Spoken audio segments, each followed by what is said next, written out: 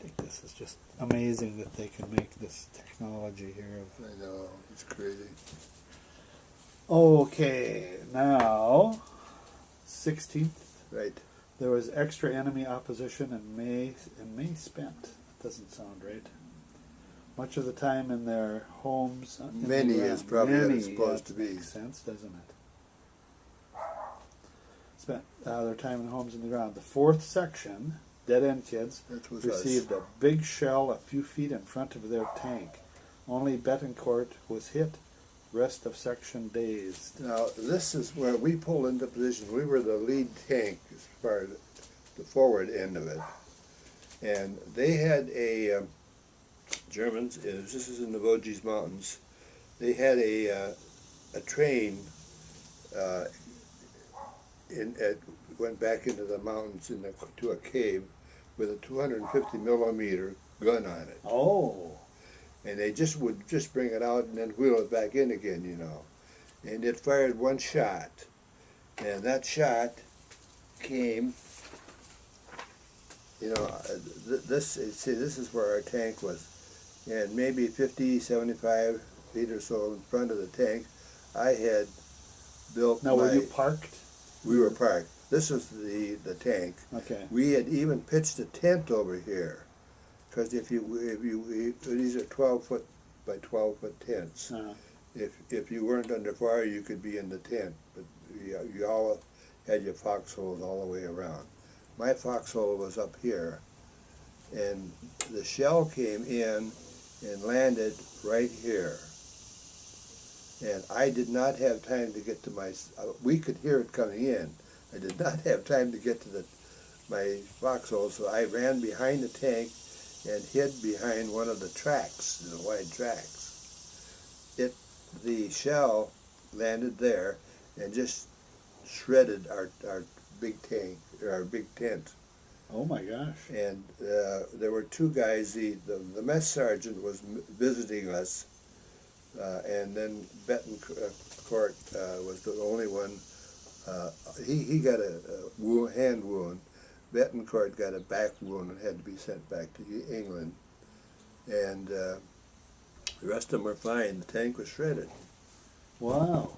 So wow. that was and now, so where were the other guys? The other guys were, some of them were in the tent, but they just flattened out and didn't get hit.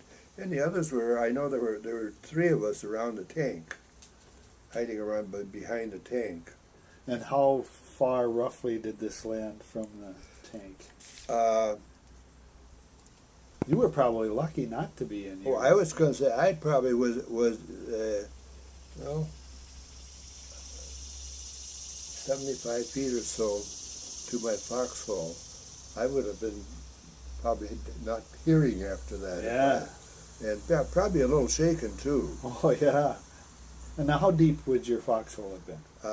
In that particular area, my foxhole was about 2.5 feet deep. That was a little deeper than we normally. You dig them anywhere from 2 to 3 feet, but when the winter came, it wasn't as easy as digging a foxhole. Sure. And you know, you only had this little spade to dig them with, and you wanted to make sure you got down so that you could go down and curl up inside the thing. You can't dig it long enough to stretch out, you know? But you could curl up and be below, at least 6 inches below the surface, and you would pile the dirt that you dug up all the way around it. Okay. So it was a little higher. Gave a little embankment essentially around. And as I say, everybody, all infantry, everybody, all the soldiers dug foxholes. You know, I said, I was wondering whatever happened to all the foxholes. God. I wonder if there are still. Well, you know, they are still uncovering things over there. Yeah, yeah. Every once in a while, even bombs. Bombs and human beings who flew planes into the ground, and they're just uncovering some of those now too. Yeah. Hey, well, let's go on. So, and now you were the Dead End Kids. Is that we were the Dead End Kids? Yeah. And that was your tank. That was our name of our tank. We had it painted on our tank. Ah, okay. It's like the picture up behind there. Did you see Yeah, that? Yeah. okay. Uncle Tom painted that one. And we called ourselves the Dead End Kids because of the collection of people we had. They were two hillbillies, and they were real hillbillies on board. The driver was one of them, Galladay. He was a crazy nut, but he was a fantastic driver, tank driver. Oni Thurman, who was in that picture with the castle with me, was the corporal in charge, and he was his prime job was with the stick, you know, adjusting the distance of the gun. And then a sergeant was from Massachusetts. He's an Irishman. I can't think of his name. Then Russ Ray and I. We had the guy who sat in where the 50 caliber gun was a real tight-lipped, very serious guy from Missouri, and we had one other guy that came along, or another guy from Kentucky, the hills of Kentucky, and then of course we fluctuated.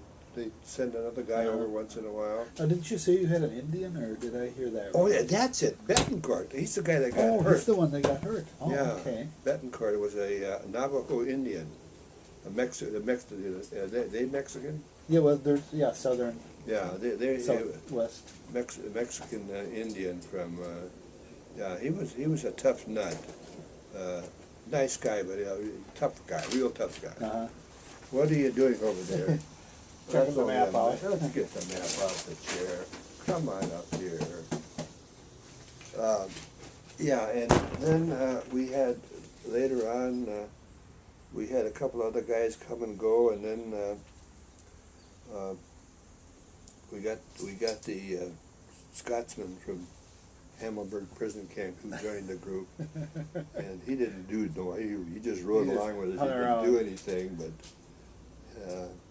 it was fun to have him. Okay, all right, January 17th. Enemy harassed all day and night. Also much action in the air for both friendly and enemy planes. Getting colder and wintry. Later we fired propaganda shells. Enemy artillery getting more accurate. We fired a lot here before retreating to a more favorable position. You know, somebody made the remark that there is no atheist in the foxhole. And believe me, that's true. I'd never been more scared in my life than when we had to dive into our foxholes in a hurry. You really start praying, and I think of others who were closer to the action and had rifles firing at them all the time.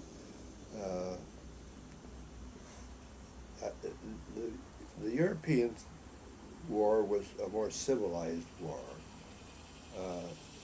You will go to the Far East, it was uncivilized war, because they didn't do anything according to Hoyle. Right, there. right.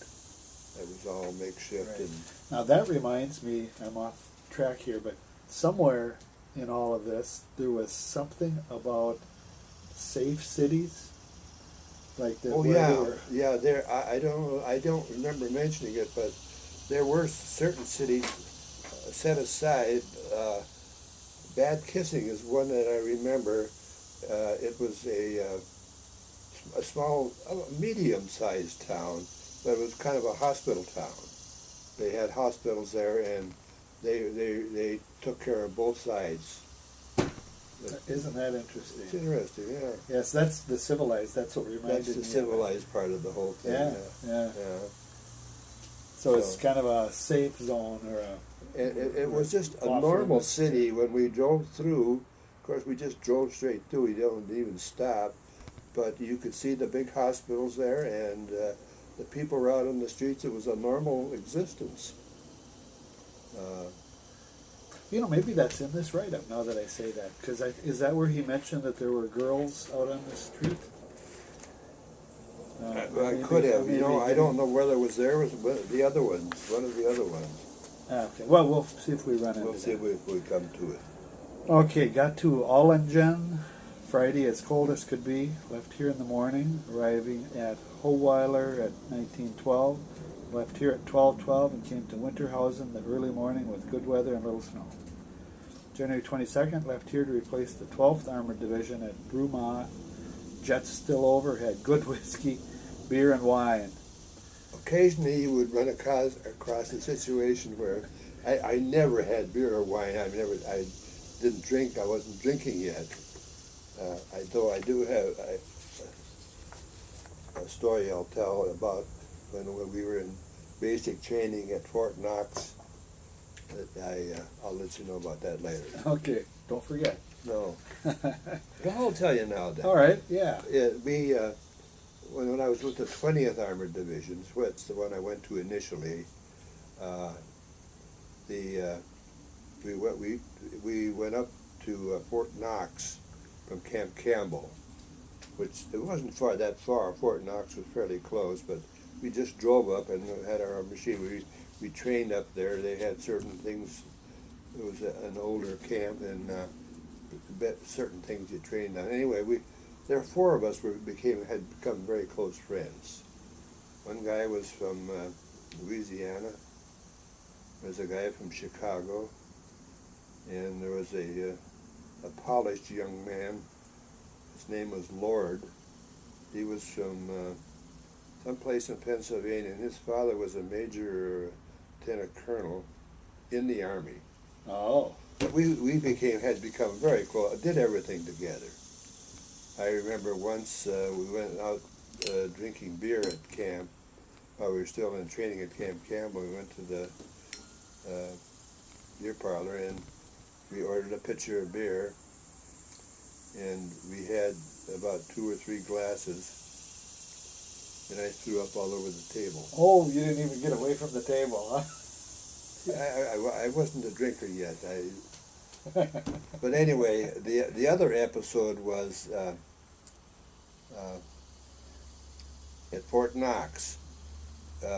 We went out to Bowling Green, Kentucky, which was a town nearby. Yeah. And we first, when we got into town, we got a hotel room. They had a little old broken down hotel. They had one bathroom out in the hallway. But anyway, we made sure we got that first. Then we went out to, we were all under 20. We couldn't buy liquor. But we were able to buy a bottle of Southern Comfort. Oh, whiskey. Which is, is that what it is? Yeah, I think it is. Yeah. It was, we were able to buy that off the shelf. Anyway, but we had no mixes, so everybody bought a bottle of Pepsi-Cola. We went behind the store where we bought it, and they had a lighted area back there. We mixed them with our Pepsi-Cola, and we were drinking Pepsi-Cola and Southern Comfort.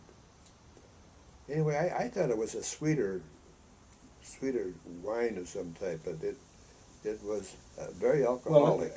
I think it's pretty strong. Because we got so drunk. Nobody got sick, but we were so drunk. And we were walking down the street singing our heads off, and just having a great time. All of a sudden, the police car came up and said, I think maybe you better go back to your hotel. And we all agreed. It sounded like a pretty good idea. And they'd help get us back to our hotel. And I remember that in the morning, I had to get up at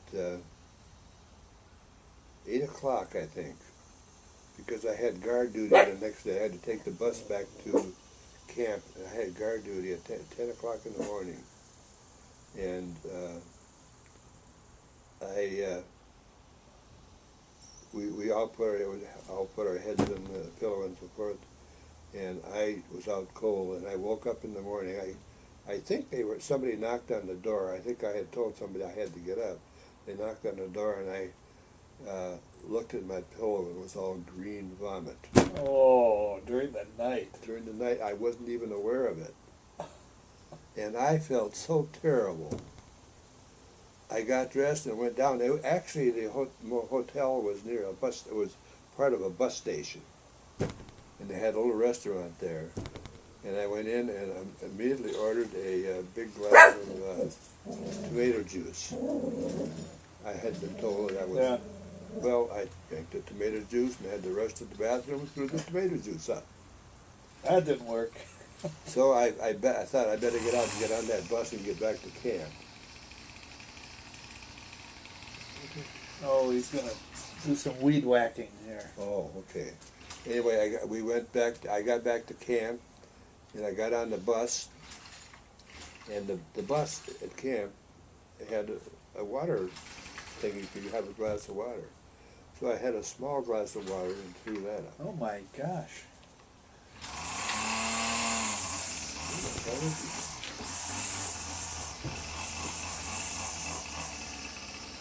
Oh, yeah. I'm going to turn this off.